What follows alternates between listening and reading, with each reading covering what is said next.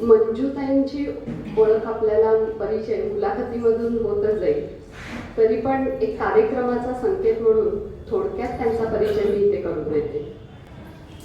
सुप्रिया शिरीष उकिडवे यांना आपण बरेच जण मंजूताई म्हणून ओळखतो. त्या BCom इन बँकिंग आहेत. तसेच त्यांनी टेलिफोन ऑपरेटरचा कोर्स केला आहे. सुगम संगीताच्या 3 परीक्षा प्रथम श्रेणी आणि शास्त्रीय संगीत प्रथम परीक्षा उच्च श्रेणीत त्या उत्तीर्ण झाल्या आहेत. रिसॉर्ट वैद्य सुयोग दांडेकर यांचा गृहवैद्य हा कोर्स त्यांनी पूर्ण केला आहे. तासबोधाच्या 3 परीक्षा त्या पास झाल्या आहेत. कथकचा 1 वर्षाचा कोर्स त्यांनी पूर्ण केलेला आहे. रत्नागिरीतील खलवायन संस्थेतर्फे नियोगिता आणि श्रीरंग नाट्य संस्थेतर्फे एक्झिट ही राज्य नाट्य स्पर्धेतील नाटकं त्यांनी केली.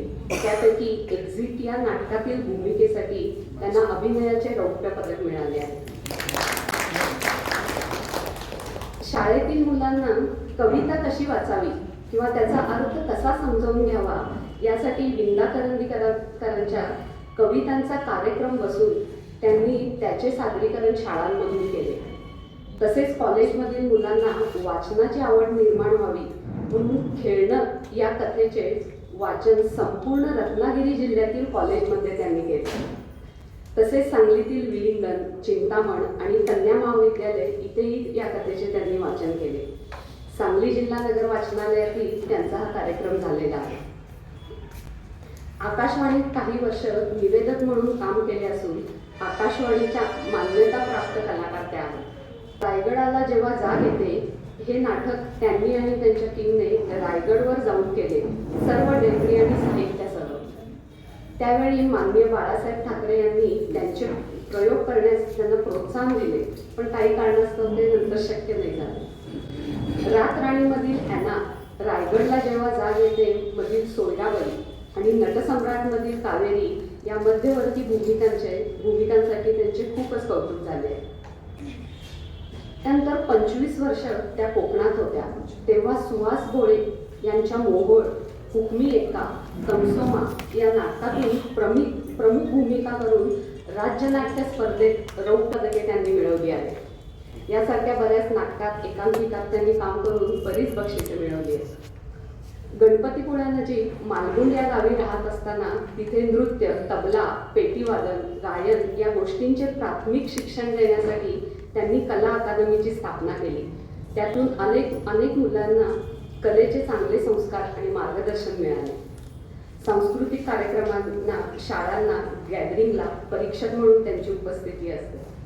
मुलांच्याकडून एक पात्री बसून घेणे, नृत्यासाठी मार्गदर्शन, अभिवाचनासाठी मार्गदर्शन त्या करतात. गणपती बाप्पा मोरया, विठ्ठल तो आला आला, रावणाचा वनवास, स्वस्त नवऱ्याची वखार, ती तशी म्हणून मी अशी, रात्र संपली पण उजाडलं कुठं, शांतेचं काळकं चालू आहे, मी माझ्या मुलांचा, घर तिघांचा आवड, तरुण तुर्क म्हातारे अर्थ, हुकमी एक्का अशा बऱ्याच नाटकातून आणि एकांकिकेमधून त्यांनी काम केलेले आहे.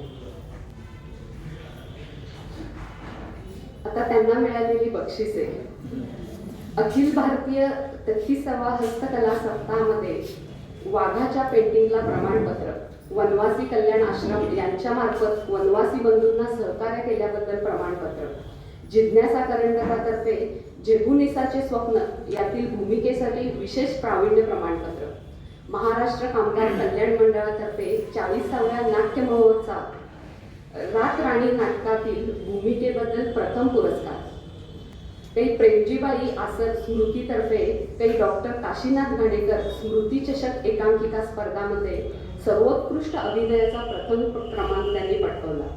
युथ सर्कल जेबुनिसाचे स्वप्न 2य क्रमांक, गोमांतक अकादमी गोवा मध्ये अभिनयाचे गुणवत्ता प्रमाणपत्र, महाराष्ट्र राज्य नाट्य महोत्सव मोहोळ अभिनयाचे रौप्य पदक, जिज्ञासा थिएटर्स हॅलो अंजूसाठी अभिनय प्रथम, महाराष्ट्र राज्य नाट्य महोत्सव रातराणीसाठी अभिनय प्रमाणपत्र, महाराष्ट्र राज्य कामगार कल्याण मंडळ तमसोमासाठी द्वितीय पारितोषिक आणि महाराष्ट्र नाट्य महोत्सव तमसोमासाठी अभिनय रौप्य पदक अशी बरीच बक्षिसे त्यांना मिळालेली आहेत. आणि इतर सांगायचे तर श्री समर्थ सेवा मंडळ सज्जनगड दासबोध प्रथम परीक्षा द्वितीय आणि तृतीय प्रमाणपत्र. जायंट्स वेलफेअर फाउंडेशन या सामाजिक संस्थेची सेक्रेटरी पद 3 वेळा त्यांनी भूषवले आहे आणि उत्कृष्ट सेक्रेटरी म्हणून सन्मान आणि प्रमाणपत्र त्यांना मिळाले आहे. रत्नागिरी जिल्ह्यातील 37 संघांमध्ये मंगळागौरीचे खेळ आणि त्यामध्ये प्रथम क्रमांक आणि त्या दिवशीचा विजेता संघ म्हणून बक्षीस मिळाले आहे.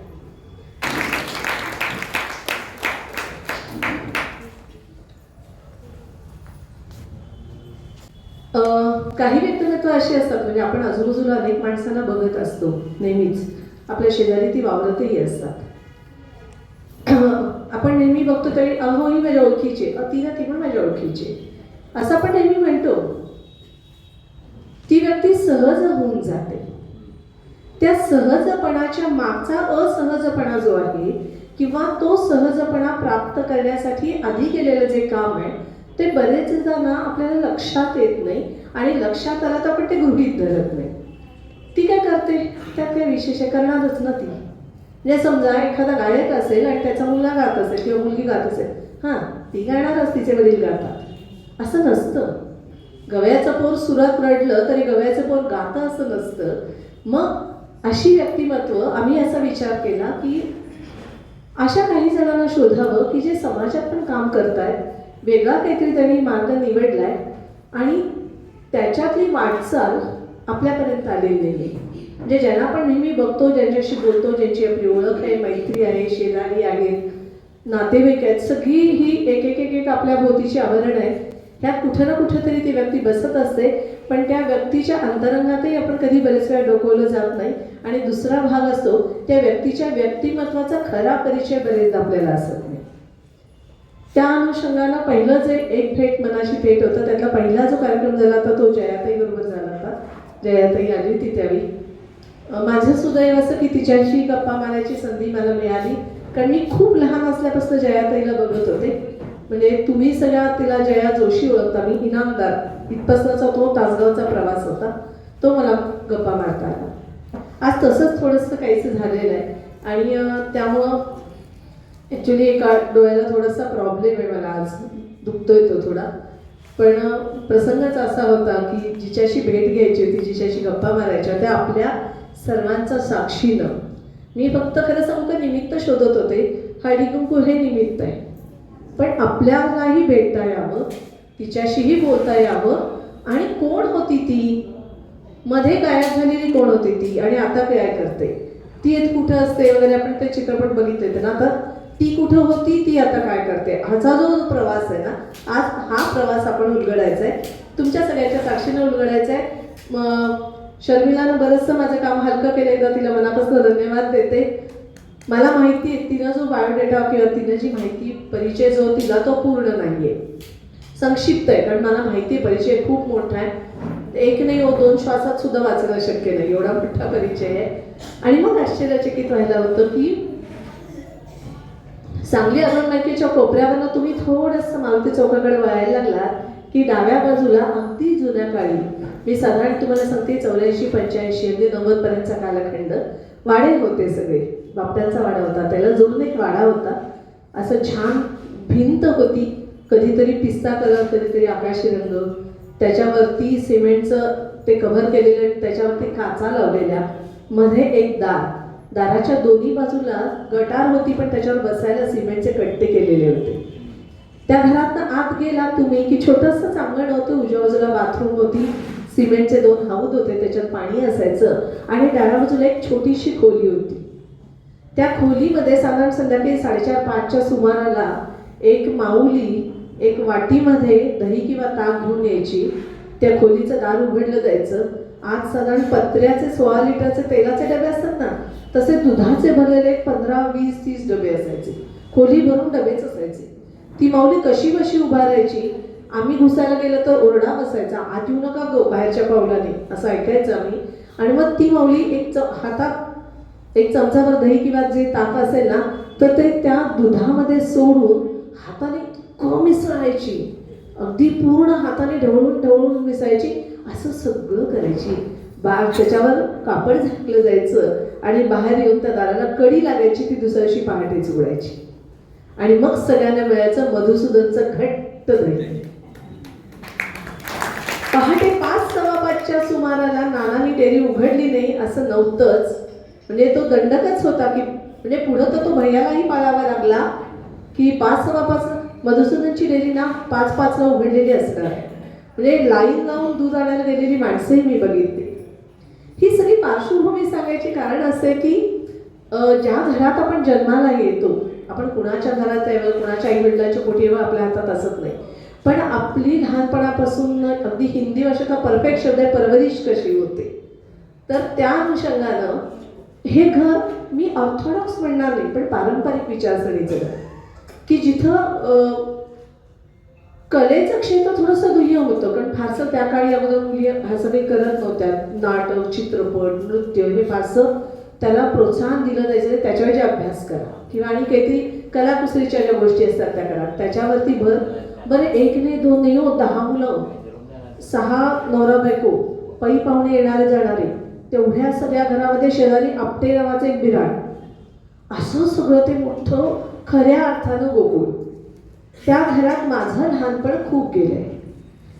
आज आपण जिच्याशी बोलणार आहे ती मंजूची धाकटी चुलत बहीण सुपर्णा, ही माझी मैत्रीण. आज बरेच असे लागेबांधे आपल्या गप्पांमधनं उघडणार आहेत.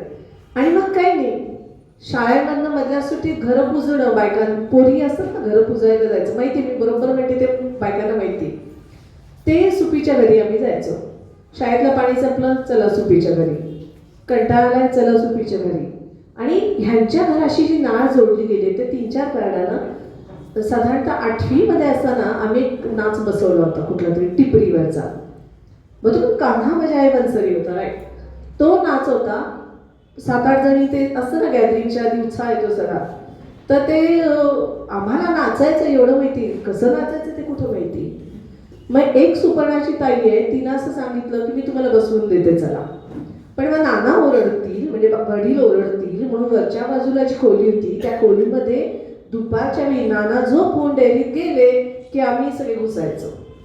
आणि मग त्या स्टेप्स बी शिकायच्या. काय झालं कोणाच तो ना सिलेक्ट झाला नाही ही भाग वेगळी, पण जिनं आमच्यासाठी खूप प्रयत्न केले होते ती ही मंजू. तुम्ही तिला सुप्रिया उकडे म्हणून ओळखता, आम्ही तिला मंजू म्हणतो, मंजूताई म्हणतो. असं हे घर की जिथं परंपरेनं आपल्या परंपरा, सण वार, उत्सव हे सगळे अतिशय निगुतीनं पाळले जात. तेवढंच मुलांवर प्रेम केलं जाईल. येणारा प्रत्येक घरातला माणूस कधीही विन्मुख जात नसे. अशा घरात जिचं बालपण गेलं ते बालपण किती समृद्ध असेल हे मी वेगळं सांगायला नको.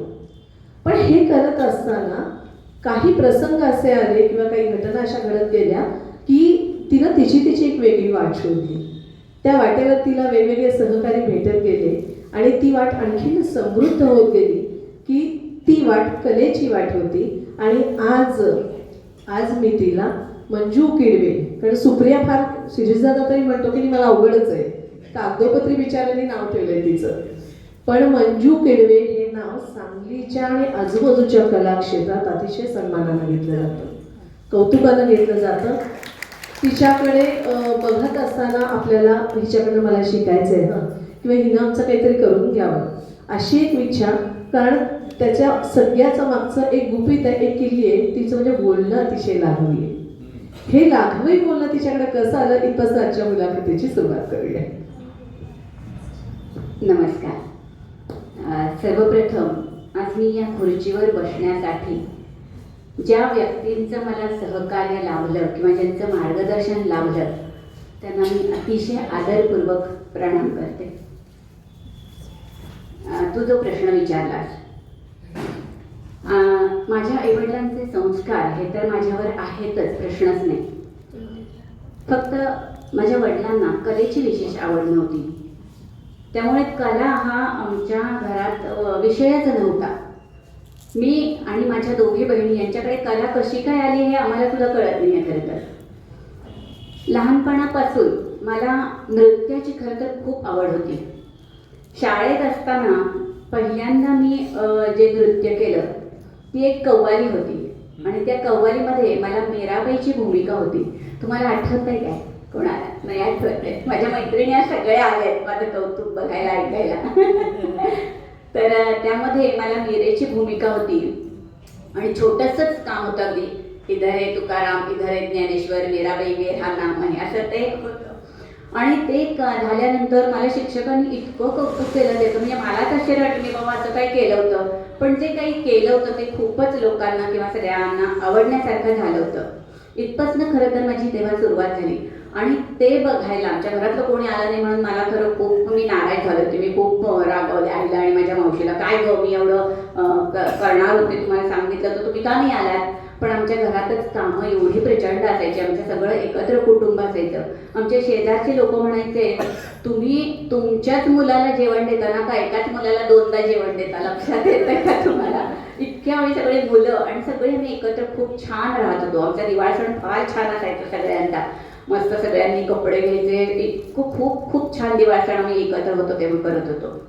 तर असं माझं बालपण खूप आनंदात आणि खूप मस्त मजेत मस्तीत गेलेलं आहे. खरंच छान आहे तिनं सांगितलेलं आठवणी मी पण पुन्हा एकदा उजाळा मिळाला मला. आणि ती म्हणती तसं नुसतं नृत्यच नाही बरं का, आता तो गाता गाळा पण आहे, त्याचा अनुभव आपण घेणारच आहोत सगळ्यात शेवटी. कारण माझी मैत्रीण आहे ती आता नाशिकमध्ये, ती पण खूप सुंदर गाते. म्हणजे माझ्या मते थोरले म्हणजे मंजुताईची जी आई आहे तिला आम्ही सगळेजणच थोरले आई म्हणतो, कारण घरातलं एक ते नाव असताना ते तसंच काम आहे, थोरले आईसारखंच काम आहे. आज खरं तर तिची प्रकृती बरी नाही, म्हणजे तिला होत नाही आता, त्यामुळं पण आम्हाला आईच्या ठिकाणी असणारी आमच्या संचालिका ज्या गायत्रीताई आहेत त्या तिची मंजुताईची सगळ्यात थोरली बहीण आहे. त्यामुळे ती आम्ही तिला अक्का म्हणतो, म्हणजे इतका स्नेह आहे जुना. मला असं वाटतं की हे बालपण वेगळं होतं, पण तू आत्ता जे काम करतेस ज्याच्यामध्ये तुझं नाव आहे, म्हणजे नाट्यक्षेत्र, अभिवाचन, वाचन किंवा कलेचं क्षेत्र, तर इकडं वळायला काहीतरी निमित्त लागतं. मला असं वाटतं त्याची सुरुवात कॉलेजपासून झाली का काही? कॉलेजपासून झाली. कॉलेजमध्ये आम्ही एक नाटक बसवलं होतं. तर त्यामध्ये सगळे प्राध्यापक होते आणि मी आणि शैला माझी नणंद, आम्ही दोघीच फक्त विद्यार्थिनी होतो. ते नाटक तरी आठवते का तुम्हाला? नाही आठवत. आठवतंय कुठलं नाटक? चांदणे शिंपी तदा, ते नाटक बसवलं होतं. आणि त्याचे प्रयोगही झाले होते, निर्मिती त्याचा प्रयोग झाला होता. तर खरं तेव्हापासून माझी सुरुवात झाली नाटकाची. पण त्याच्या आधीसुद्धा मी कॉलेजमध्ये नृत्यामध्येच जास्त होते. नृत्यामध्ये खरं तर पहिल्यांदा जेव्हा 11वीमध्ये मी भाग घेतला गॅदरिंगच्या वेळी, त्यावेळी नवीनच 11वीमध्ये असल्यामुळे मला सगळ्यात शेवटी उभं केलं होतं. मग त्यावेळी आमच्या प्राध्यापिका गंधेबाई होत्या आपल्याला, त्या बघायला आल्या होत्या, तारागंधे संस्कृतच्या. हां. तर त्या म्हणाल्या, अरे ही मुलगी छान करते, हिला इतकं मागं कुठे उभं केले, तिला पहिल्या लाईनमध्ये उभे करा. मग त्याच्यानंतर मी पहिल्या लाईनमध्ये आले. त्यानंतर पुन्हा जे गॅदरिंगचे सगळे प्रमुख होते ते एकदा कार्यक्रम सगळा बघतात साधारण, तर ते बघायला आले कार्यक्रम. तर ते म्हणाले, अरे हिचे एक्सप्रेशन आणि हे मुद्राभिनय किंवा अभिनय ॲक्शन्स वगैरे खूप छान करते, हिला मध्येच ठेवा. असं करून त्यावेळी गॅदरिंगच्या कार्यक्रमामध्ये मी मध्ये डान्स करून तो पहिला कार्यक्रम केला 11वीमध्ये. आणि त्यानंतर प्रत्येक वर्षी मी डान्सच्या कार्यक्रमात असायचीच. आणि शेवटी जेव्हा माझं एफ-वायमध्येच नंतरच माझं लग्न झालं, त्यामुळे एफ-वायच्या शेवटच्या गॅदरिंगमध्ये मी इतक्या डान्समध्ये होते. आम्हाला तेव्हा ते डान्स मास्टर कोण होते ते साखरे सर, तर ते शिकवायला यायचे. शेवटी इतके डान्स झाले आणि त्यांनी सांगितलं एका डान्समध्ये की आता हे बघा असं करा, हे मंजू पुढे जे काही करते ना ते तुम्ही मागं बघून करत जावा, मी आता तुम्हाला काही ॲक्शन सांगणार नाही आहे. इतक्या म्हणजे ते नंतर माझ्या अंगवळणी पडत गेलं डान्स हा माझा पहिला खरं तर खूप आवडीचा विषय. आता यातून मी नाटकाकडे कशी आले, पहिलं नाटक कॉलेजमध्ये झालंच, पण त्यानंतर माझीच नणंद शैला तर संगीत नाटकात ती काम करायची. तेव्हा तिची माझी कॉलेजमध्ये मैत्री होती. जुन्यांना आठवत असेल म्हणजे वर्षा भावे शैलोकिळे अशी मैत्री होती. आणि शैला आता देशपांडे, ती आता नणंद. तर तिनं मला विचारलं की तू काम करशील का नाटकात म्हणून. खरं तर घरातून तसा काही विरोध होता, घरातून नाटकात काम करायला परमिशन नव्हतीच वडिलांच्यामुळे. तरी मी तिला म्हटलं ठीक आहे मी करेन काम. असं करून पहिलं मी संगीत संजीवनीमध्ये काम केलं. तेव्हा तिथं आम्हाला नृत्याचंच पहिला काम होतं. त्याच्यानंतर संगीत सौभद्र आणि संगीत संशय कल्लोळ अशा तीनही नाटकामध्ये मी काम केलं. पण ह्या नाटकांमधून काम करत असताना रात्री आई हळूच दरवाजा उघडून ठेवायची की माझ्या वडिलांना या तीनही नाटकात काम केलेलं अजिबात कळलं नाही कधीच प्रयोग होईपर्यंत. त्यामुळे मी छान काम करू शकले. आईचं मला खूप कोऑपरेशन होतं या बाबतीत. यानंतर मग मात्र माझी पुढे पुढे वाटचाल नाटकाच्या संदर्भात चालू झाली. मग रायगडला जेव्हा जाग येते, ती नाटकं आहेतच म्हणजे तो तर एक हां. पण मला आवर्जून एक छान त्याच्यातला एक किस्सा म्हणजे किस्सापेक्षा एक संदर्भ द्यायचा आहे. तो खूप गोड संदर्भ आहे ज्याचा बोलताना मगापासून मंजुताईनं चार वेळा उल्लेख केला. शैला माझी नणंद, शैला माझी नणंद. ती जी नणंद होती फक्त नणंद एकटी नाही बरं का, ती नणंद कशी झाली ह्याचा किस्सा आहे तो. म्हणजे शैलाताई मैत्री हा होतं ओके, पण नाटक हे निमित्त होतं, नृत्य ही आवड होती, कॉलेज हे माध्यम होतं आणि कोणाकडे तरी जायचं होतं. त्यामुळं साध्य वेगळं होतं, साधना अनेक होती. ते जे साध्य होतं ते कसं काय केलं. तत्पूर्वी खरं सांगायचं तर 7:05 कमी आहेत. मी मध्ये थोडासा एक ब्रेक एवढ्यासाठी घेते. सांगली जिल्हा नगर वाचनालय यंदाच्या वर्षी संस्कृत नाटक घेऊन पुण्याला गेले. आज एकांकिका आहे, 7ला सुरू होणार आहे. आपण एक जोरदार टाळ्या आमच्या नाटकासाठी देऊया. 2 मुली काम करतायत. नाती चरामी असं मूळ नाटक आहे, त्याचं संस्कृत रूपांतर आमचे संचालक दीपक पाटणकर यांनी केले. दोन्ही मुली फार गोड आहेत, मुग्धा आणि पूर्वा म्हणून. तर त्या दोघी आता तिथं 7 वाजता प्रयोग आहे. काही बरेचसे संचालक आज आमचे तिकडे आहेत, त्यामुळं आपल्या शुभेच्छा नक्कीच त्यांना तिथं उपयोगाला येतील. अरे आणि म्हणून म्हटलं की धागा कसं म्हणजे मलाच फार योग असं वाटला. हळदी कुंकू म्हणजे पौषाचं निमित्त आहे. हळदी कुंकू हे निमित्त आहे. इतकं छान कलेच्या क्षेत्रात काम करणाऱ्यांची मी मुलाखत घेते आणि त्याच वेळी आमची संस्था कुठंतरी छान काहीतरी नाट्यविषयक सादर करते. विशेषत्वाला सांगायचं म्हणजे पहिला आमचा प्रयोग 15 तारखेला होता पुण्याला. स्पर्धेमध्ये 15 तारखेला होता, पण आपल्याकडच्या जे इलेक्शन होत्या ते गृहीत धरून त्यांनी सगळा 15चा लॉट 19ला टाकला आणि आपला 19चा कार्यक्रम आधीच ठरलेला होता. बहुतेक हा आणि तो आज योगायोग होतात. दोन्ही नाट्यविषयक कामं एकत्र व्हायची होती. तो मला संदर्भ जोडायचा आहे. शैलाताईशी मैत्री ही तशी सहज मैत्री नव्हती. शैलाताईच्या माध्यमातून जे जाणं झालं आणि उकडव्याच्या पण खूप लवकर लग्न झालं तुझं, तर तो प्रसंग नक्कीच तुम्हालाही ऐकायला आवडेल आणि मला तर आवडेलच. शैला आणि मी कॉलेजमधल्या मैत्रिणी. नाटकात आम्ही एकत्र काम करत होतो. मग नाटकाच्या प्रॅक्टिसला मी तिला बोलवायला जात होते, कारण भावेनाट्य मंदिरपासून त्यांचं घर जवळ होतं. मग तिला मी बोलवायला जात असताना शिरीष तेव्हा बँकेत खानापूरला होते, तर ते शनिवार रविवार घरी यायचे. तर ते मी प्रॅक्टिसला बोलवायला तिला यायची तेव्हा त्यांनी मला बऱ्याच वेळा बघितलेलं होतं आणि त्यांनी शैलाला सांगितलं तर बघ विचार तिला माझ्याशी लग्न करते का. आणि म्हणजे माझ्या डोक्यातही विचार नाही, आपण FY मध्ये एवढ्या कुठे तेव्हा विचार यायचा काही प्रश्नच नव्हता. तर एकदा मी पाठलाग नाटक होतं, पाठलाग नाटकाला मी आणि माझे म्हणजे नातेवाईक काकू मावशी वगैरे सगळे आम्ही गेलो होतो. आणि मी तेव्हा तिला शैलाला बोलवायला गेले होते, शैला चल ग तू पण येतेस ना नाटक आपण बघायला जायचं सगळे. मग आम्ही ती आणि तिचे परत ओळखीचे सगळे असे सगळे मिळून आम्ही नाटकाला आलो होतो. यांचे मामा म्हणजे यांच्या मोठ्या नंदेचे मिस्टर तिथे आले होते यांच्या घरी. तर मी तिथे गेलेली यांनी बघितल्यावर ते मामांना म्हणाले, मामा चल आपण पण जाऊया पाठलाग. आणि ते आमचा पाठलाग करत पाठलाग नाटक बघायला आले. आणि यांची इच्छा होती की आपण हिला सोडायला घरी जावं, पण माझ्याबरोबर तर पाहुणे होते आणि ते शैलाला म्हणत होते चल ना तिला सोडायला जातो मी. शैला म्हणाले गप्प बस रे, तिच्याबरोबर तिचे सगळे पाहुणे आले त्यामुळे आता पाठलाग काही तुझं पूर्ण होणार नाहीये, पुन्हा कधीतरी बघू. मग त्याच्यानंतर तिनं मला एकदा विचारलं सरळ की असं असं माझ्या भावाची इच्छा आहे तर तुझं काय मत आहे. मी म्हटलं बापरे थांबे मी विचार करून सांगेन, मी घरी विचारते आणि मग तुला सांगते. म्हणजे तेव्हा हो म्हणायचं तर माझ्यात मुळीच धाडस नव्हतं. नाही आणि हो नाही चालेल. मला गंमत वाटते म्हणजे त्या काळाचा अगदी जे जुगलबंदीचा विषय म्हणजे देश असतं कोकण असतं तो होता जुन्याला माहित आहे ना. नाही आता तीव्रता कमी आली पण त्यावेळी तो एक भाग होता म्हणजे ते एक टेन्शन असायचं. त्यामुळे ती चौकट पार करणं दोघांनाही अवघड होतं. दोघांनाही अवघड होतं आणि दोघांच्याही घरातून तसा विरोधच होता. पण ठरवलंच होतं आम्ही की आपण लग्न करायचं म्हणून आणि मग त्याच्यानंतर झालं लग्न आमचं आणि आज सुखाने संसार व्यवस्थित चालू आहे आमचा. मला असं वाटतं म्हणजे तू आता खूप छान आहे कथेचा विषय नाही याची लव्ह स्टोरी कधीतरी लिहिन त्याच्यावर. पण हा जो प्रवास आहे ना तुझा म्हणजे नाट्यविषयक संगीत विषयक किंवा पाककलेचं तुझं जे कौशल्य आहे म्हणजे मला आठवते लग्नानंतर काही दिवसांनी ती मालवणला गेली राहायला म्हणजे शहरातलं एकदम खेडेगाव.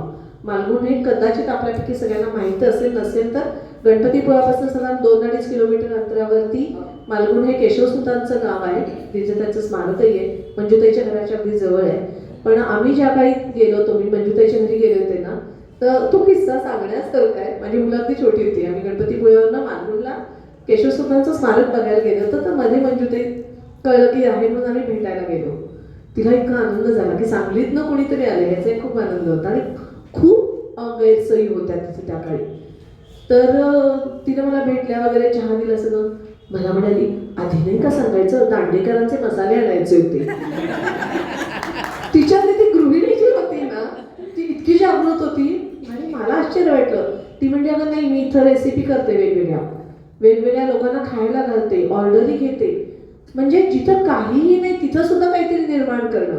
भले ते नाट्यविषयक नसेल कला ही कुठेही दिसते बोलण्यात दिसते कृतीत नाही तिच्या पाककलेबद्दल. तर हा प्रवास ना तुम्हाला आणि मला सगळ्यांना विस्तृत ऐकायचा आहे म्हणून मी अगदी सुरुवातीला हे बोलते की लग्न झाल्यानंतर मालवणला गेल्यानंतर तिचं 2-3 मुद्दे मी आधीच सांगते. मला असं वाटतं की तू सलग बोलावंस. मालवणमध्ये तिथल्या असलेल्या अडचणी त्यानंतर साहित्यविषयक तिनं सुरुवात केलेलं पहिलं काम कारण वाचन वगैरे सुद्धा खूप कमी व्हायचं काही उपलब्धता फार नव्हती. ती सांगलीत ज्यावेळी येईल त्यावेळी काय घेऊन जाईल तेवढंच. त्या तिथल्या वातावरणाला ॲडजस्ट करून झाल्यानंतर तिनं खाद्यविषयक जे काम सुरू केलं म्हणजे केटरिंगच्या ऑर्डरी घेणं आलेल्या प्रत्येक लोकांना काही ना काहीतरी खायला घालणं आपली म्हणजे घाटावरची त्यांच्या दृष्टीनं घाटावरची आणि तिथली संस्कृती यांचा एकत्र मिलाप करणं आणि हे करत असताना तिथल्या सर्वसामान्य बायकांच्या मध्ये कलेची बीज रोवणं की ज्याचाच वटवृक्ष झालाय. आज एक खूप मोठी संस्था काम करते त्याचं सगळं काम मंजुताईनं केलंय आणि ते करत असताना स्वतःचं नाट्य साहित्य काव्य अभिवाचन वेगवेगळ्या स्पर्धांना परीक्षक ETV सारख्या मोठ्या एका चॅनलच्या कुकरी शोसाठी सगळी मॅनेजमेंट करणं हा प्रवास सोपा नाहीये. हा प्रदीर्घ जो 20-25 वर्षांचा जो प्रवास आहे तो म्हणजे मी जे म्हटलं ना मधल्या काळात मंजुताई एकदम गायब होती कोकणात असते एवढंच होतं. ती फक्त कोकणात नव्हती ती काय करत होती आज त्याचा उलगडा तिच्याचकडे ऐकू. आमचं जेव्हा कोकणात जायचं ठरलं कोकणात आम्ही जायचं का ठरवलं तर प्रॉपर्टी होती आमची तिथे बरीच तर त्याची देखभाल नीट होत नव्हती म्हणून शिरीषच्या मनात आलं की नाही आपण तिथे गेल्याशिवाय ते व्यवस्थित लागणार नाही कामाला म्हणून आम्ही तिथे जायचं ठरवलं. आणि मला सगळेजण म्हणत होते की तू नको जाऊस कारण काय हे दिवसभर बँकेत असणार तू तिथे बसून करणार काय. पण मी एकच ठरवलं होतं की आता ह्यांनी ठरवलंय ना मग आपण दुसरा कुठलाही विचार करायचा नाही आपण फक्त त्यांच्याबरोबर त्यांची साथ करायची असं म्हणून आम्ही कोकणात आलो. कोकणात जेव्हा आम्ही पहिलं आमच्या घरात गेलो तर ते घर म्हणजे इतकं जुनं घर होतं की रामसे ते जे हॉरर शो होते ना त्या शोमध्ये कसं कर असं दरवाजा वगैरे वाजतो असं ते घर सगळीकडेची जळमट आणि एवढ्या मोठ्या मोठ्या भिंती मातीच्या सगळ्या. तर ते जे आम्हाला सोडायला आलेले टेम्पोतनं जे ड्रायव्हर होते ते म्हणे अरे बापरे तुम्ही या घरात राहणार. म्हटलं हो हे आमचं घर आहे आम्ही इथे राहणार. तर सुरुवात आम्ही तिथून केली. त्याच्यानंतर मग ते थोडं सुधारणा केली छान घर केलं. त्याच्यानंतर मी तिथे परीक्षक म्हणून जायला लागले. परीक्षक म्हणून मला बोलवत होते लोक गॅदरिंगमध्ये मग माझ्या लक्षात असं आलं की इथल्या मुलांमध्ये तर पोटेन्शियल आहे, हे काहीतरी चांगलं करू शकतायत, तर ह्यांच्यासाठी काहीतरी केलं पाहिजे. मग मी काय केलं, रत्नागिरीमध्ये जाऊन माहिती काढली काही शिक्षकांची आणि त्या शिक्षकांना रिक्वेस्ट केली की तुम्ही रत्नागिरीत या. कारण काय होतं, मालगुण आणि रत्नागिरी हा मार्ग खूप लांबचा होता, जवळजवळ 35 किलोमीटर जायला लागायचं. मग छोटा मुलगा एखादा जाणार म्हटलं तर तो एकटा जाऊ शकणार नाही, त्याच्याबरोबर त्याचे पालक जायला पाहिजेत आणि अशा ह्या प्रवासामध्ये जवळजवळ दिवस त्यांचा जात होता. तर मी विचार केला की तिथला एखादा शिक्षक जर इथे आला तर 21-25 मुलांना तो शिकवू शकेल. त्या सगळ्या शिक्षकांना रिक्वेस्ट केली आणि त्यांना मालगुणला बोलवलं. आमचं घर मोठं होतं त्यामुळे हॉल एक होता मोठा, त्या हॉलमध्ये ते शिक्षण तिथे चालू केलं. त्याच्यामध्ये तबला, पेटी, कथ्थक नृत्य आणि क्लासिकल म्युझिक हे सगळं तिथे क्लासेस चालू केले. एक कला अकादमी चालू केली. त्यामुळे त्या मुलांना इतकं सोयीचं झालं ही गोष्ट आणि आज त्यातले काही इतके उत्तम शिक्षक झालेले आहेत, पूर्ण कला विशारद होऊन आज त्यांचे क्लासेस चालू आहेत. मला ती अभिमानाची गोष्ट वाटते की आपण हा रोजा एक पाया त्याचं आज छान त्यांनी सादरीकरण करतायत ते. त्यानंतर मी तिथे भंडारी समाज म्हणून आहे, मी तिथे गेल्यानंतर पहिलं एक 15 वर्ष राजवैद्य फार्मसीमधून नोकरी केली. त्याच्यासाठी मी फार्मसीचं शिक्षण घेतलं, सर्टिफिकेट कोर्स केला, कारण त्याच्यासाठी कोर्स आवश्यक होता. त्या फार्मसीमध्ये A to Z काम मी करत होते. म्हणजे त्याचं संपूर्ण लिखाण, अगदी बारीक बारीक खूप लिखाण असायचं त्याचं. म्हणजे आवळा पावडर एकदम 10 किलो यायची, पण ती प्रत्येक प्रॉडक्टसाठी किती जाते, त्याच्यानंतर किती शिल्लक राहते, किती वेस्टेज जाते, हे सगळं. त्याच्यानंतर त्या जे औषधं आम्ही तयार करणार होतो त्याची नावं काय द्यायची इथपासून संपूर्ण काम त्याचं फार्मसीचं मी करत होते. ते जवळजवळ 15 वर्ष मी तिथे नोकरी केली. त्याच्यानंतर आम्ही आमचं घर व्यवस्थित करून झाल्यानंतर आम्ही एका प्लॉटमध्ये 6 बंगले बांधले. त्या बंगल्यांमध्ये पर्यटकांना राहायसाठी आम्ही सोय करत होतो. तर त्या पर्यटकांना जेवणाची व्यवस्था करण्यासाठी मी केटरिंग चालू केलं. कारण तिथपर्यंत कोकणात म्हणजे मालगुणमध्ये अजून हॉटेल्स झाली नव्हती. आज तुम्ही बघितलं तर अगदी पावलापावलावर तुम्हाला हॉटेल्स दिसतील, पण तेव्हा हॉटेल्स नव्हती. म्हणून मी तिथे उतरणाऱ्या पर्यटकांसाठी केटरिंग चालू केलं. आता आम्ही गेलो साधारण 95 जुलै 95ला गेलो. त्याच्यानंतर थोड्या दिवसातच आम्ही हे चालू केलं. मग तिथे मी जवळजवळ रोज मोदक आणि सोलकढी देत होते. एक वेळा आम्ही 120 भाकरी वगैरे केलेल्या आहेत लोकांसाठी. 100 ते 200 मोदक असायचे. हे केटरिंग केलं. त्याच्यानंतर जशी हॉटेल्स निघायला लागली तसं मग केटरिंगचं मी कमी केलं. कारण त्यावेळी माझा मुलगा अमेरिकेत होता आणि अमेरिकेतनं त्याचा फोन कधीतरी यायचा, पण ते मला बोलायला पण वेळ व्हायचा नाही त्याच्याशी. तेव्हा तो इतका चिडायचा, म्हणायचा आई तू हे सगळं बंद कर, किमान एक 10-15 मिनिटं तू माझ्याशी बोलत तर ये. मग हळूहळू केटरिंगचं कमी केलं आणि मग हे कला अकादमी आणि कलेच्या क्षेत्रात मी सुरू केलं. सगळ्यात पहिल्यांदा हे पण सांगते की मी तिथे गेल्या पहिले मी 4थी आणि 7वीचे स्कॉलरशिप क्लास घ्यायला चालू केले, की ज्यातनं माझी ओळख व्हायला लागली लोकांशी, क्लासला मुलं यायला लागल्यामुळे. आणि माझा मुलगाही होताच स्कॉलरशिपला, त्यामुळे त्याचाही मला फायदा झाला की त्यालाही शिकवता येत होतं आणि इतर मुलांना त्याच्याबरोबर शिकवता येत होतं. आजपर्यंत मी जे शिक्षण सगळ्यांना दिलं त्यातनं एकही पैसा मी कधी घेतला नाही. माझी कला ही माझी विकण्यासाठी नाही आहे, मला आनंद आहे त्याच्यामध्ये, म्हणून मी ती सगळ्यांना शिकवली गेली. तर मुलांनाही म्हणजे हे सगळं मी एका बाजूला करत असले तरी मुलाच्याकडेही मी कधी दुर्लक्ष केलं नाही. तोही खूप चांगला कलाकार आहे, कविता लिहितो आणि सादरीकरणही खूप छान करतो, नाटकांमधनं कामही चांगली करतो, गातो छान. तो शाळेमध्ये कायम पहिला असायचा. त्यामुळे तिथले शिक्षक म्हणाले की ह्याच्या लेवलचं शिक्षण आम्ही इथे देऊ शकत नाही, तुम्ही याला रत्नागिरीत ठेवा. म्हणून त्याला आम्ही 8वीमध्येच रत्नागिरीत घातलं. तो कोकण टॅलेंट परीक्षेमध्ये संपूर्ण रत्नागिरी जिल्ह्यात पहिला आला. त्यावेळी गोपटे जवळकरचे जे देव म्हणून सर होते प्रिन्सिपल, तेव्हा सगळ्यांच्या समोर त्यांनी सांगितलं की बुद्धिमत्ता ही लपून राहत नाही.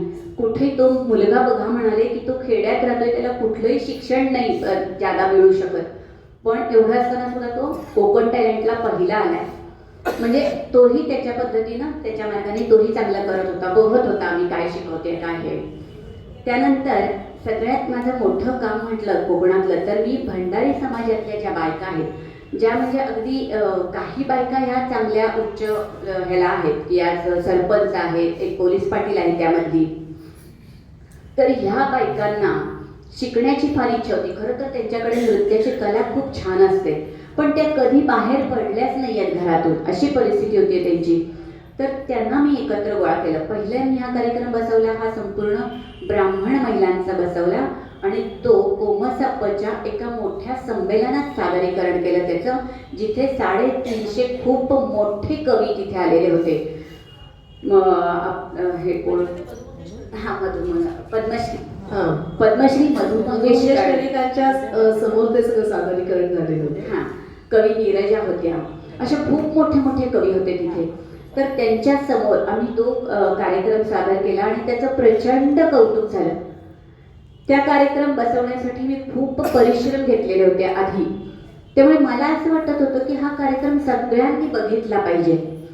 पण त्या महिला बाहेर यायला तयार नाही.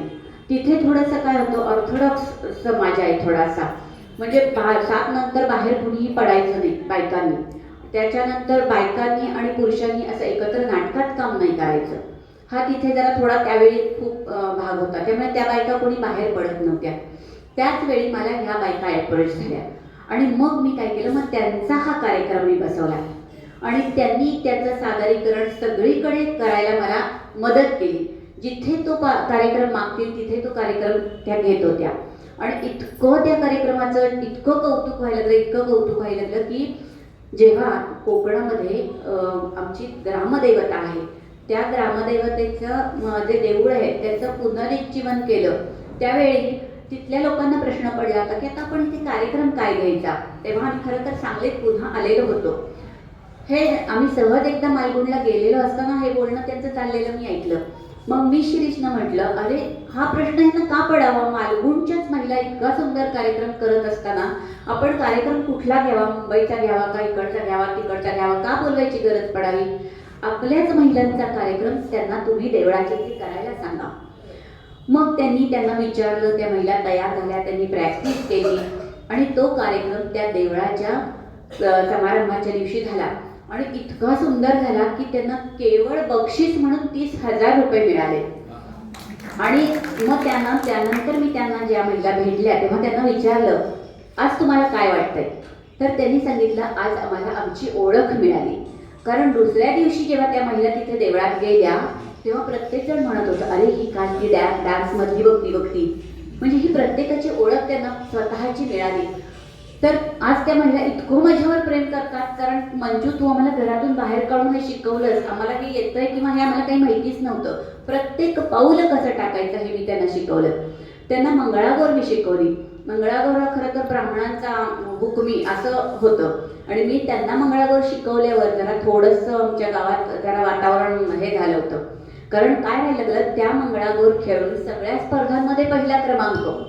त्यांच्यात नृत्य कौशल्य जास्त आणि त्याचं शरीर जास्त लवचिक असतं आणि त्यांना सगळीकडे पहिला क्रमांक मिळायला लागला. रत्नागिरीमध्ये 37 संघ आले होते. 37 संघ अतिशय छान खेळणारे, पण त्या 37 संघामध्ये आमच्या संघाचा पहिला नंबर आला आणि त्या दिवसाचा अतिशय सुंदर परफॉर्मन्स केला गेला. याबद्दल पुन्हा आणखीन एक बक्षीस आम्हाला मिळालं. म्हणजे त्या महिला, त्यामुळे इतक्या त्यांना आपण स्वतः काहीतरी करू शकतो याचा अभिमान वाटायला लागला. आणि आज तो कार्यक्रम मी आता सांगलीत पण केला होता, 2 ठिकाणी कार्यक्रम केला, तिथेही त्यांचं खूप कौतुक झालं. असा हा माझ्या कोकणातला. त्याच ग्रुपचं अभिवाचन पण आपण केलं नाही, तो दुसरा ग्रुप आहे. हां, तसंच मी कोकणात गेल्यानंतर पुन्हा काय काय गोष्टी केल्या. त्यातल्या काही गोष्टी अशा आहेत की विंदा करंदीकरांच्या कविता वाचनाचा आम्ही कार्यक्रम करायचो. लहान मुलांना काय होतं, कविता हा इतका कंटाळवाणा विषय वाटतो. त्या कविता पाठ कधी होणार, त्या कशा वाचायच्या, त्याचा अर्थ कसा कळायचा हे समजत नाही. मग आम्ही असं, मी आणि माझी एक मैत्रीण आहे, आम्ही दोघींनी ठरवलं की आपण एकच कवी घेऊया. विद्या करंदीकरांच्या खूप छान कविता आहेत लहान मुलांच्यासाठीच्या सुद्धा, तर त्यांचा आपण एक कार्यक्रम करूया. मग त्या कार्यक्रमामध्ये काही अभिनयाच्या कविता, काही गाण्याच्या कविता, काही नृत्याच्या कविता, अशा आम्ही सगळ्या महिला मिळून त्या कवितांचा कार्यक्रम करत होतो. आणि तो संपूर्ण रत्नागिरी जिल्ह्यामध्ये सगळ्या शाळांमधून आम्ही तो कार्यक्रम केला. त्या कार्यक्रमाला सुद्धा खूप प्रसिद्धी मिळाली, कारण तो आवडण्यासारखाच कार्यक्रम झाला होता, सुंदर कार्यक्रम झाला. हा लहान मुलांच्या मध्ये कवितांची आवड कशी निर्माण व्हावी यासाठी कार्यक्रम आम्ही केला. त्याच्यानंतर आपण नाटक करतो, पण त्या नाटकाचं वाचन हे फार महत्त्वाचं असतं. पहिलं जर आपल्याला त्याचं वाचन, आणि ते वाचन करत असताना त्या प्रत्येक शब्दाचा अर्थ, त्या टोनिंग, त्या शब्दांमध्ये कुठे थांबायचं आहे, त्याचे उच्चार कसे करायचे आहेत, हे जर कळलं तर आपण त्याच्यावर अभिनय आणि छान करू शकतो. म्हणजे नाटकातला अभिनय आणि उच्चार, शब्द, वाक्य चांगली गेली तर ते जास्त चांगलं लोकांना भावतं. तर त्यासाठी आम्ही एक अभिवाचन सुरू केलं. खेळ ही एक दिवाळी अंकात आलेली कथा होती. त्या कथेवर अनिल दांडेकरांनी नभोनाट्य रूपांतर केलं, आणि ते इतकं सुंदर रूपांतर केलं होतं. ती गूढ कथा होती, आणि त्या गूढ कथेचं वाचन करत असताना सगळे असे म्हणजे इतके गुंग व्हायचे ते ऐकण्यामध्ये. तर त्याच्यामध्ये माझी म्हातारीची भूमिका होती. ती म्हातारीची भूमिका पण इतकी गूढ होती ना, तर ते मी जे वाचन करत होते, एक 80 वर्षाची म्हातारी होती त्याच्यामध्ये, ते वाचन करत असताना जर बाहेर त्यावेळी काय होतं, त्यावेळी मी साधारण तरी असेल की 50. तर ते बाहेरून ऐकताना लोकांना असं वाटत होतं की अरे बापरे, एवढी म्हातारी होती, ती कोण आली, आपण तिथे बघायला तरी जाऊयात. म्हणजे मला हे सांगतात, ते बाहेर फिरत असायचे ना आमचं हे वाचन चालू असताना, तेव्हा ते सांगतात की अगं ते बाहेर लोक असं बोलत होते, मी आपलं काही बोललो नाही, मी तसाच आठवण बसून राहिलो.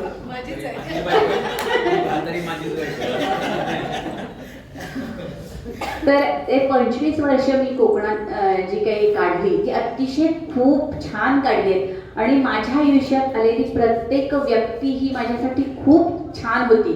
प्रत्येकाने मला काहीतरी दिलं, आणि आजही मी प्रत्येक व्यक्तीकडून काही ना काहीतरी शिकायचा प्रयत्न करते. तर असंही पण तो तर किस्सा आहेच. आणि मला तर तू वाचन म्हटल्यानंतर मला आठवतंय आपलं मध्यंतरी सगळं ज्यावेळी गप्पा अभिवाचनाचा जो कार्यक्रम आपण इथं केला होता, किंवा तुझं बरेच वेळा इथे मुळात ती आपली वाचक आहेच वाचनालयाची, आणि ती लहानपणापासूनची वाचक. म्हणजे आता हे जे ती सगळं सांगते ना, तर त्याचं तिला मी म्हटलं की तुला वाचनाची गोडी कशी काय लागली असे विचारतो ना आपण, तर ती म्हणाली नाही, मी लहानपणापासून नगर वाचनालयात येते. त्यामुळं तू जे मगाशी म्हटली सुमाताई, की मलाही आठवतंय मी माझं लहानपण बालविभागात गेले. बहुतांशी गावभागातल्या सगळ्या पोरांचं बालविभागात बालपण गेले. ते संस्कार माझ्या मते पुढं अगदी म्हणजे मला योगदान खूप असतं. मला विदुराची आई चांगली आठवते, आणि ह्या पण आठवतात. विदुराची आई तिथे काउंटरला तिथे बसलेली असायची जेव्हा मी पुस्तकं बदलायला यायचो तेव्हा. प्रगल्भता जी आली ती वाचनातूनच खरं तर आलेली आहे. हे वाचनाचं खूप महत्त्व आहे. आणि ह्या 25 वर्षात आणखीन एक गोष्ट घडली. म्हणजे एकदा काय झालं, सकाळी मला फोन आला आणि रिंग वाजली. मी फोन घेतला. फोन घेतल्यावर पलीकडून आवाज आला की मी ETV मधून बोलते. मी क्षणभर थांबले, म्हटलं ETV मधून मला फोन? तर ती म्हणाली हॅलो सुप्रिया उकिडवे ना?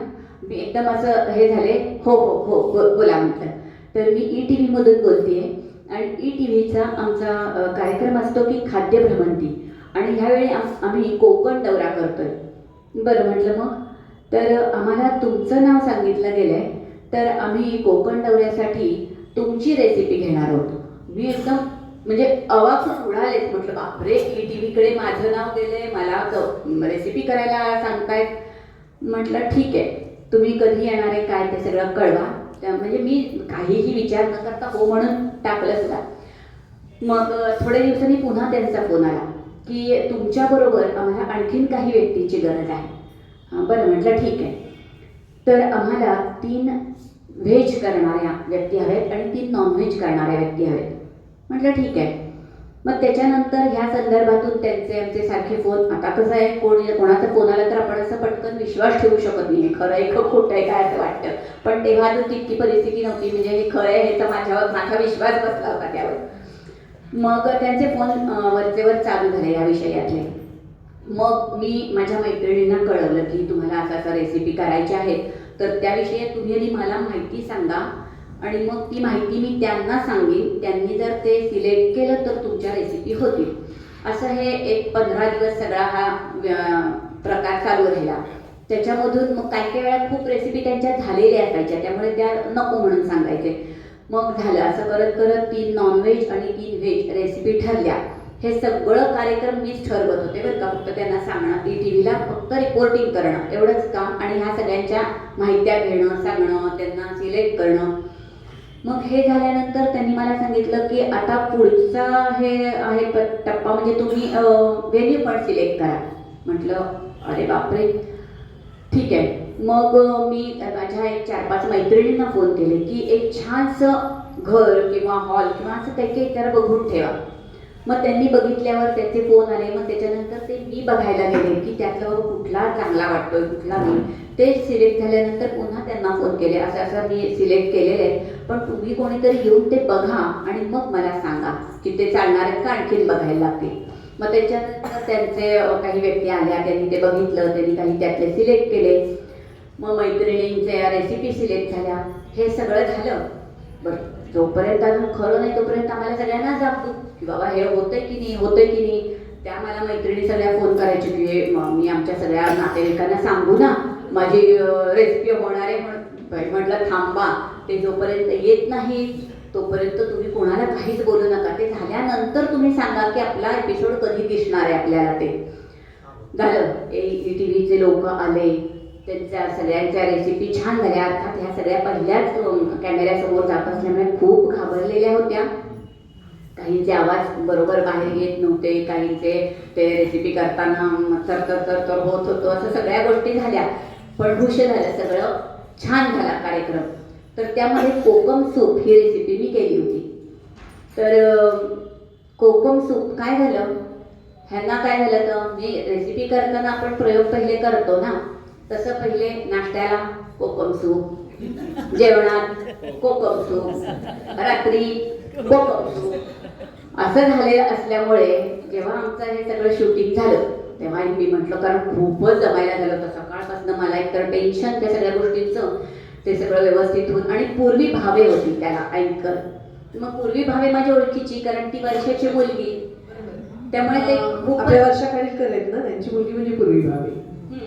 आणि मग आमच्या घरात तिचं आगत स्वागत वगैरे झालं. मग ओळख आणखीनच म्हणजे छानच झालं ते गप्पा वगैरे. मग त्या मैत्रिणींना पण मी सांगितलं होतं तुम्ही खरं तर घाबरू नका, कारण पूर्वी भावे ही खूप छान आहे, ती खूप छान तुम्हाला साधे साधे प्रश्न विचारून सगळे छान नेईल, ती काही काळजी करू नका. मग रात्री त्या दिवशी मी यांना म्हटलं चला बाबा आपण आता बाहेर जाऊया तो जेवायला. हे म्हणाले चल चल नक्कीच जाऊया, कारण त्यांना वाटलं आता ह्या रेसिपी केलेली सूपची आपल्या परत आता आपल्याला खायला लागेल काय, या भीतीनं तेही लगेच तयार झाले. म्हणाले चला आता आपण आज बाहेरच करूया जेवायला. म्हणून आम्ही मस्तपैकी बाहेर जाऊन जेवणार त्या दिवशी. ह्याच्याबरोबर मला आठवतं तो श्रेयस तळपदेचा किस्सा, तो एक सांगायचा आहे. बरोबर. काय होतं कोकणामध्ये आपले हास्य कलाकार, जे हास्य जत्रेमधले जे काही कलाकार आहेत, त्यामध्ये पॅडी कांबळे आहे तो, त्याच्यानंतर साळुंखे म्हणून एक जाडीशी होती बायती, असे सगळे कलाकार आपण हास्य जत्रेमध्ये नेहमी बघतो त्यांना. मला नावं नाही आठवत आहेत त्यांची. तर त्या सगळ्यांच्या स्पर्धा होत्या तिथे कोकणामध्ये आणि त्या स्पर्धांचं जज म्हणून मला बोलावलं होतं. तर त्यावेळी त्यांचा अँकरर श्रेयस तळपदे होता.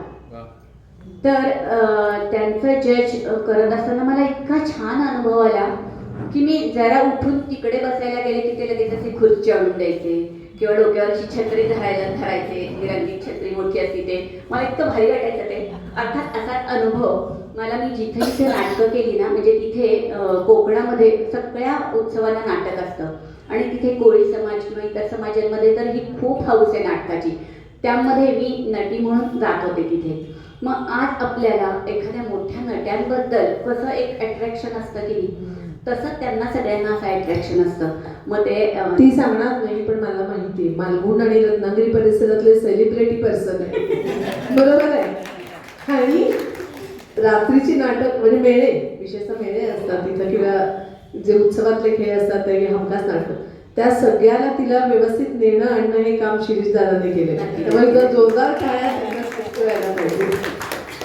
तर त्यांना ते इतकं म्हणजे ही नटी आली आहे, मग ते मुलं याची छोटीशी हळू असा हात लावून बघायची वगैरे, ते मला इतकं म्हणजे हे वाटायचं. तर अशी आणि तिथे ना त्या नाटकांमधनं फक्त 3 ते 4च प्रॅक्टिस करायच्या. 4 प्रॅक्टिसमध्ये ते नाटक करायचं. पावनखिंडीचा बाजीराव असं एक नाटक मी त्यावेळी केलं होतं. तर ते म्हणजे शिवाजीच्या काळातलं ते नाटक होतं आणि त्या एकच मी स्त्री पात्र होतं. त्याच्यामध्ये डान्स होता, अभिनय होता आणि इतके ड्रेस बदलायचे होते. त्याची कथा अशी होती की ती मुसलमानांच्या छावणीत जाते आणि ते सगळे गुप्तहेर म्हणून जाते आणि ते सगळे माहिती ती काढून शिवाजी महाराजांच्या बोटात देत असते, असं ते होतं. त्यामुळे प्रत्येक ह्याला काय म्हणायचं प्रदेशाला आपण ड्रेस बदलायचा असं होतं. तर तेही नाटक खूप छान झालं होतं. जवळजवळ त्या नाटकाला 3-3.5 हजार लोक नाटक बघायला आले होते. त्यामुळे अगदी 4 ते 5 हजार लोकांपर्यंत नाटक मी केलेलं आहे, प्रेक्षक आहेत अशा ह्याच्यात नाटक केले. तर आता हे श्रेयस तळपदेचं तुम्हाला मी बोलत होते. तर त्या ह्यांचं परीक्षण करायसाठी मला बोलवलं होतं. त्यावेळी श्रेयस तळपदे होता आणि त्यामुळे काय झालं, श्रेयस तळपदेशी माझ्या खूप छान गप्पा झाल्या. तर बोलता बोलता मी त्याला म्हटलं, अरे माझ्या मुलाचं नाव ही श्रेयसच आहे, पण तो सध्या अमेरिकेत आहे. तर त्याला इतका आनंद झाला, तो म्हणाला मलाही खरं तर अमेरिकेत जायचं होतं, पण ह्या सगळ्या ह्याच्यात मी इतका अडकलो की मला अमेरिकेत जाणं शक्य झालं नाही. चला असू दे, कुठला तरी श्रेयस अमेरिकेत गेला ना, या म्हटला तो.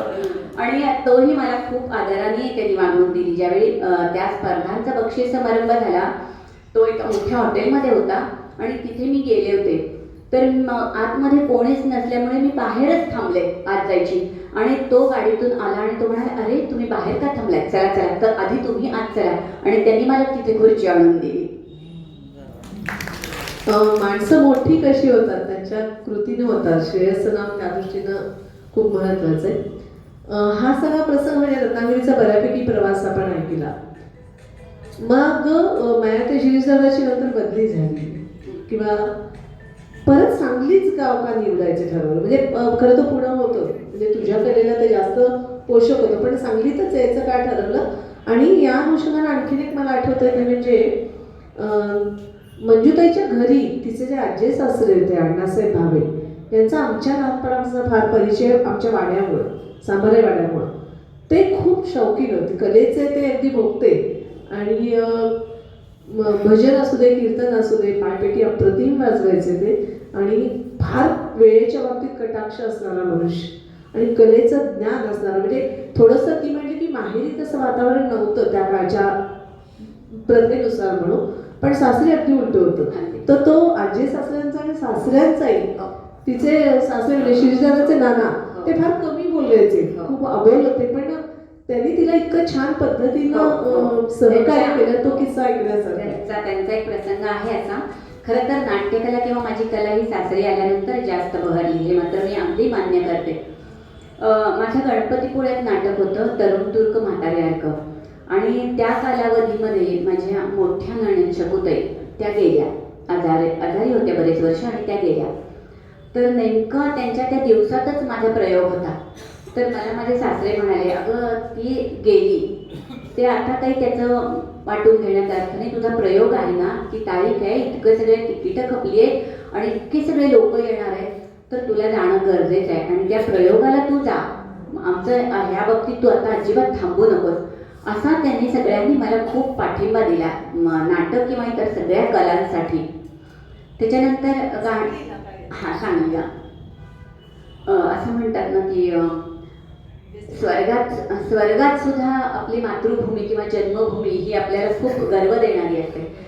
माझा जन्म इथला, माझं बालपण इथलं, माझं कलाक्षेत्रातलं म्हणजे पहिली भूमिका जी इथे केली ती मी सांगलीत केली. सांगलीमध्ये सगळे आमचे मित्रपरिवार, आप्तेष्ट, हितचिंतक सगळे सांगलीतले. त्यामुळे आम्ही हेच ठरवलं की आपण जर जायचं झालं पुन्हा तर सांगलीतच जायचं. खरं तर मुलगा पुण्यात येणार होता, त्यामुळे पुण्यात जायचं का असा विचार कुठंही आम्हाला आला नाही. आपण परत जायचं झालं तर सांगलीतच जायचं, म्हणून आम्ही सांगलीत आलो. आज असंच एक समोर माझ्या आणखीन उदाहरण बसलंय. स्मिता अतिशय उत्तम गायिका आहे, पण तिनंही पुन्हा सांगलीतच यायचं ठरवलं. आपल्या गावाची ओढच असते हो तशी. त्यामुळं सांगलीत आल्यानंतरचा बराचसा प्रवास, मध्येचा जो 20-25 वर्षांचा गॅप पडला होता, बरोबरीचे सगळे जो सर्कल होतो, मित्रमैत्रिणी किंवा नाट्यविषयक चळवळ, पण बऱ्यापैकी ह्याच्यात एक मुद्दा मला आवर्जून म्हणजे तिच्या बोलण्यातनं म्हणजे राहायला आला होता ना, तो म्हणजे लहानपणी आम्ही मंजुताईला जे ओळखायचो तो एका एकांकिकेमुळं. आपले जे संचालक आहेत आता सहकार्य मुकुंद पटवर्धन ते आणि मंजुताईची झेबून निसाचे स्वप्न, अप्रतिम एकांकिका. अनेक वेळेला आम्ही बघितलेली आहे. 2च पात्रांची एकांकिका, पण थरारून सोडणं जे म्हणतात ना, अनेकांनी माना डोलवलंय. त्यांनी भावेला ती पाहिलेली आहे, तर त्यानं खूप प्रसिद्धी दिला. झेबून निसाचे स्वप्न ही माझी एकांकिका प्रचंड गाजली आणि त्यांनी खरोखर मला नाव मिळवून दिलं. अलोट बक्षिसं आम्हाला त्या एकांकिकेत मिळाली. आज लिमे सर इथे आले, त्यांचं नाटक मी जे केलं ते एक्झिट नाटक केलं, ज्यामध्ये मला रौप्य पदक मिळालं फायनलला. आणि फायनल मुंबईला सुद्धा जेव्हा फायनलला नाटकं जातात ती जवळजवळ 40 नाटकं असतात तिथे, आणि तिथे खूप मोठे दिग्गज परीक्षक असतात. तर फायनलला मला अभिनयाची 4 रौप्य पदकं आहेत. म्हणजे जेवढ्या वेळा नाटक मुंबईला गेलं तेवढ्या वेळा मला तिथे बक्षीस मिळाले आहे. सरांनी इतकं सुंदर नाटक लिहिलं, एक्झिट नाटक, आणि इथे सांगलीत त्याचा प्रयोग झाला. आणि सगळ्यात विशेष कौतुक करायचं म्हणजे आमच्या डायरेक्टरचं.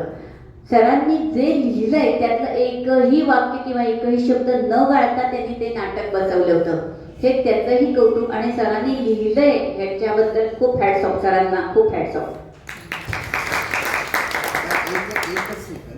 मी इंटरफेअर करत नाही दादा, बोल. विषय निघाला म्हणून सांगतो की त्याचा हिंदी अनुवाद जवळजवळ 1-2 दिवसात पूर्ण होतो. अरे वा. तुम्ही जाणकारांच्याकडे तपासून घेणार आहे आणि मग भूमिका कोणाला द्यायची हा प्रश्न माझा आजच मिटले.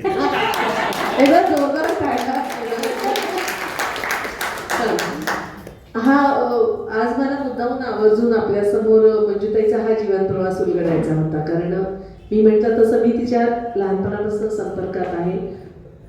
मालवणला गेले होते तेव्हा भेट झाली होती, पण खरं सांगायचं तर तिच्या आयुष्याचे असलेले अनेक पैलू मलाही माहीत नव्हते. काळाचा प्रवाह सतत वाहता असतो आणि पावलंही नेहमी पुढं पडत असतात. सांगलीत आल्यानंतर तिनं काय काय केलं याचे सगळ्याचे तुम्ही साक्षीदार आहात, कारण ते सोपं नव्हतं. एक संपूर्ण आपली टीम त्यांच्या दृष्टीनं सेटल झालेली असते आणि विखुरली गेलेली असते. कदाचित खूप छान नाटकात काम करणारे एखादा मित्र किंवा मैत्रीण आता अजिबात न करता आपल्या व्यवसायात असतात, किंवा ज्यांना जे आयुष्यात कधी इथे येतील असे न वाटलेले अचानक येतात. लेखनाचं स्वरूप, नाटकाचं स्वरूप, मीडियाचं स्वरूप आणि तंत्रज्ञानाचं स्वरूप सगळंच बदलत राहिलं. मंजुताईनं ते सगळं हळूहळू पुन्हा आपल्यात ॲब्झॉर्ब करत नेलं, मुरवत नेलं. आणि आज पुन्हा एकदा ती सुप्रिया उकिडवे किंवा मंजू उकिडवे म्हणून ती नाट्य दिग्दर्शक म्हणूनही काम करते. त्याच्यानंतर ती स्वतः अभिनय करते, ती लेखन करते, आणि तिच्याबरोबर तिची बहीण म्हणजे आमच्या गायत्रीताई, त्या दोघी मिळून खूप काही साहित्य क्षेत्रातलं मोठं काम करतात. आज स्त्री सखीच्या माध्यमातून अनेक महिलांसाठी ती नाटक बसवणं असेल, त्यांना प्रेरणा देणं असेल, त्यांच्यासाठी वेगवेगळे उपक्रम ती करत असते. बक्षिसाची यादी मगाशी वाचली ती निम्मी होती. खरं तर खूप बक्षिसं मिळाली, खूप पुरस्कार मिळाले. हा सगळा झाला तिच्या जीवनाचा मला घड्याळ एकीकडे खुणवतोय. म्हणून खरं तर ही मुलाखत म्हणजे ह्या गप्पा आहे. तुम्ही पण इतके तल्लीन झालाय, मलाही फार छान वाटते. असं नक्की होणार आहे की अगं ना हे राहून गेलं, पण ना छोटंसं काहीतरी राहण्यातला जो आनंद आहे ना तोही आज आपण घ्यायचा आहे. पुन्हा एकदा मी धन्यवाद उकिडवे कुटुंबाला मानते की तिच्या कलागुणांना वाव दिला आणि तिला तिची ओळख मिळवून देण्यासाठी कोणीतरी खंबीर पहाडासारखा असावा लागतं. ते काम शिरीषदादाने केलं.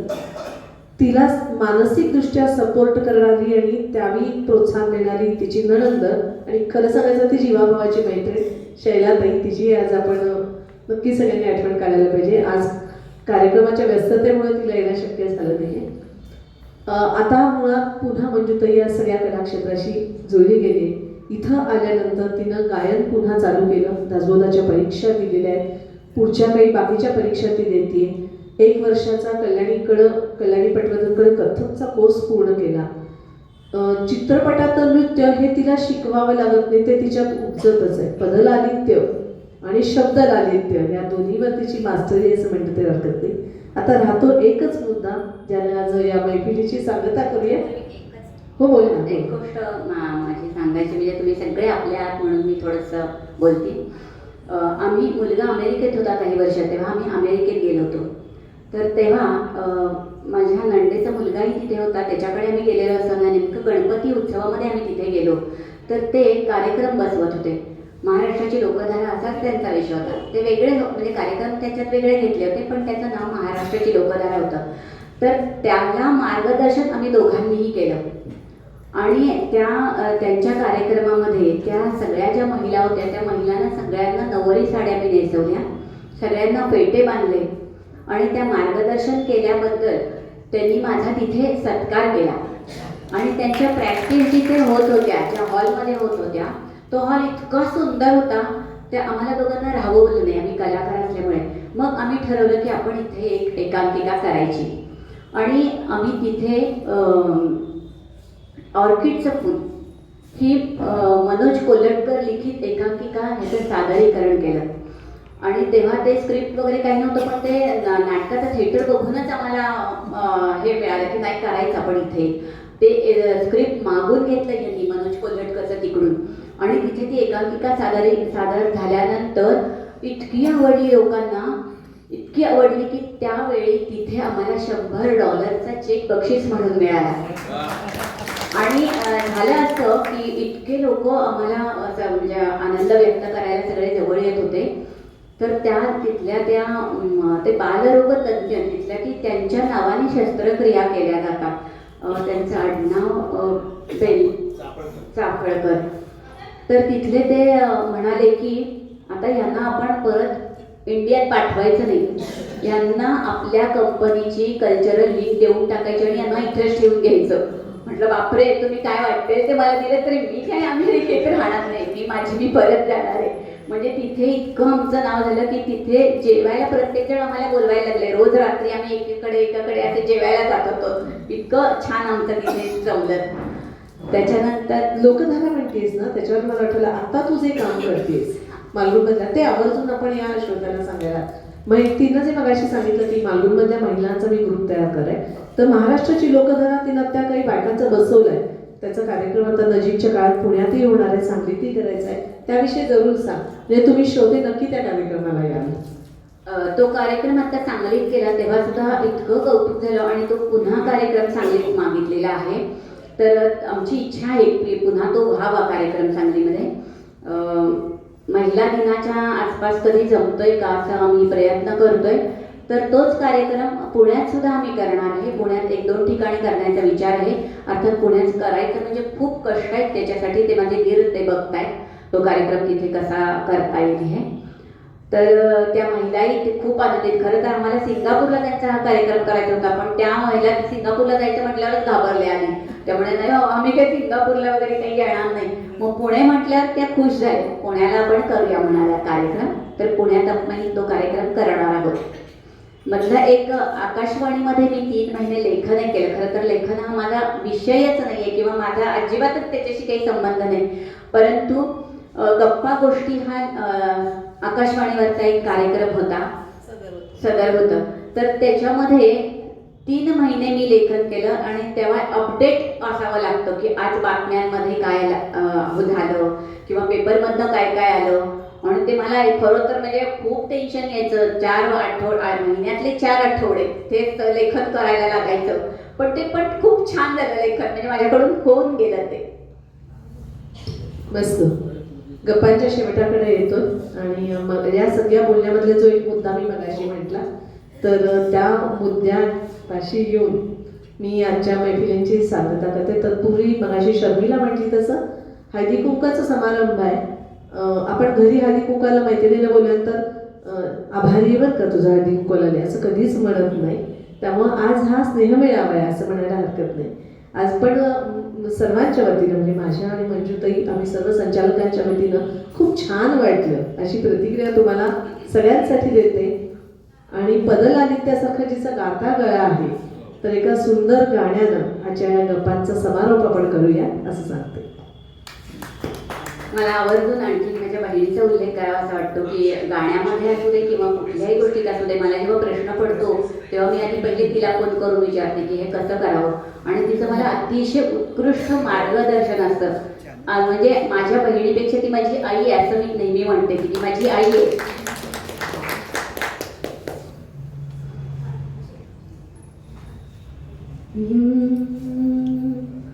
आज मी गाणं जे तुमच्यासमोर सादर करणार आहे त्याची एक थोडीशी 2 मिनिटात तुम्हाला कथा म्हणजे सांगते. काय असतं, कृष्ण आणि सत्यभामा, कृष्णाची खरं आवडती पत्नी ही रुक्मिणी आहे. कृष्ण आणि सत्यभामा एकदा ते स्वर्गात फिरत असतात आणि फिरत असताना सत्यभामेला एक सुंदर असा वृक्ष ह्यानी लगडलेला सोन्याच्या ह्यानी तो दिसतो. मग ती कृष्णाला म्हणते की स्वामी, हा वृक्ष मला आपल्या दारात लागलेला पाहिजे. तर ते म्हणतात ठीक आहे, पण मग ते असं चौकशी करतात इकडे तिकडे करत नाही. आता हे देव ही कथा आहे बरं का, ही कथा म्हणूनच ऐका तुम्ही. तर ते चौकशी करतात तर त्यांना असं कळतं की हा कृष्णाचा इंद्राचा वृक्ष आहे, इंद्राकडचा. म्हणून ते इंद्राकडे जातात. मग इंद्राला विचारतात की हा वृक्ष माझ्या पत्नीला आवडलाय तर तो मी घेऊन जाऊ का? इंद्र म्हणतो हा समुद्र मंथनामध्ये मिळालेला आहे आणि तो माझ्या पत्नी इंद्राणी तिला मी भेट दिलेला आहे, तर तिची परवानगी घ्यावी लागेल. इंद्राणी म्हणते नाही, मी हा देणार नाही वृक्ष. मग इंद्र म्हणतो त्याच्यासाठी तुला युद्ध करावं लागेल माझ्याशी.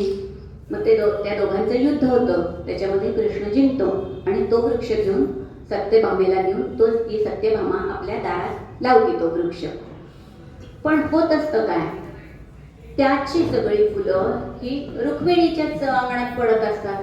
त्यामुळे सत्यभामेला काय वाईट वाटत असतं, असं का बरं? तर ह्या विषयावरचं मी गाणं ते तुम्हाला म्हणून दाखवते. मी आधी का सांगितलं की त्याचा अर्थ तुम्हाला कळेल गाण्यातला.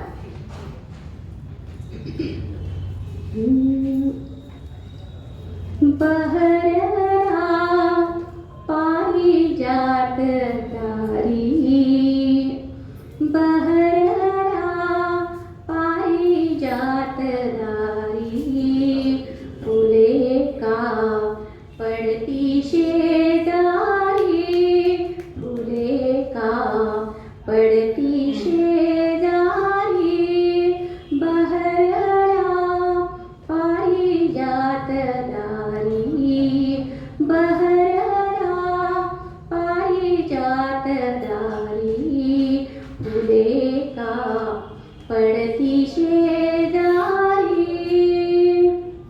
माझ्यावरती त्याची प्रीती, माझ्यावरती त्याची प्रीती, पटराणी जन तिजती म्हणती, दुःख हे भरल्या संसारी, दुःख हे भरल्या संसारी, फुले का पडती शेजारी,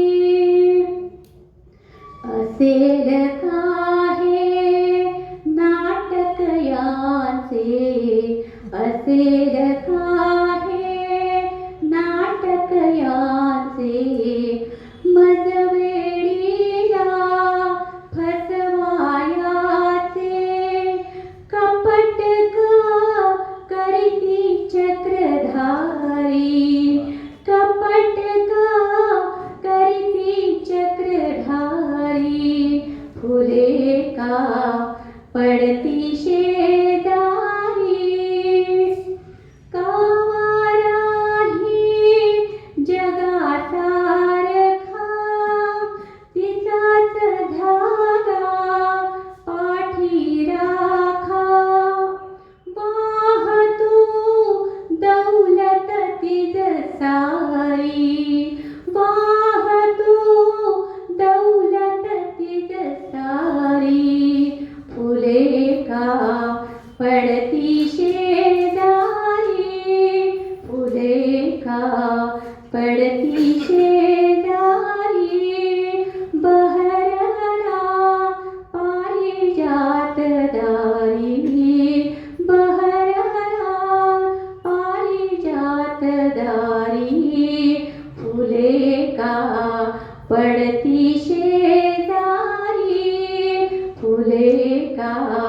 पडती शेजारी फुले का पडती शेजारी.